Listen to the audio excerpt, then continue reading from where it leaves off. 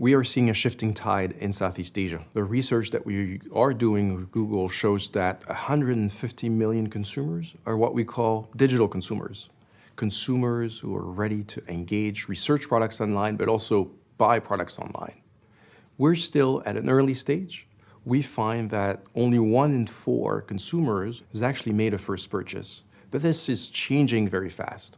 Consumer behavior, consumer demand is here to try to do more purchases online.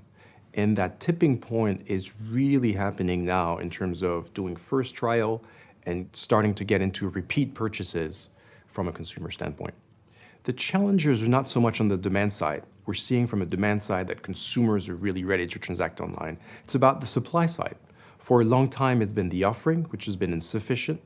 Platforms were not really investing in the offering, but also logistical and payments infrastructure. Logistics, because supply chains are not really ready to take on vast volumes of transactions and deliveries, but also payments, because of the fragmentation of payment services and payment platforms across Southeast Asia, the relatively low penetration of credit cards and debit cards. These have been challenges to the market, and a slow change is happening through investment in these infrastructure. Consumers are really circumventing some of these supply constraints.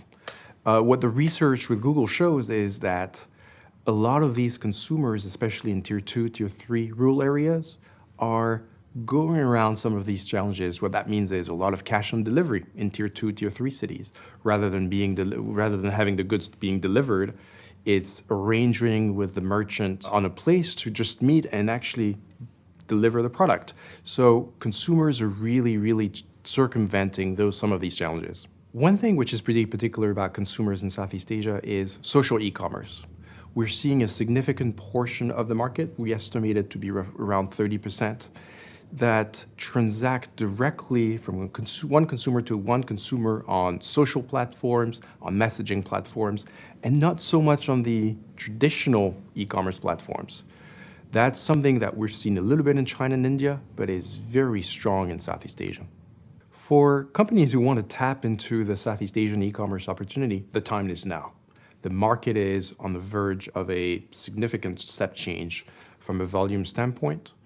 It's critical, however, to think about what we call the where to play and the how to win. Where to play, are we a regional platform? Do we pick a few markets to participate in? And then very significantly, the how to win, which is how do we circumvent some of the constraints from a supply side? Thinking about delivery, thinking about logistical constraints, thinking about the way to engage with consumers given some of the particularities around social e-commerce and how social consumers across Southeast Asia are. Why do it now? Southeast Asia is one of the last few frontier markets from an e-commerce standpoint.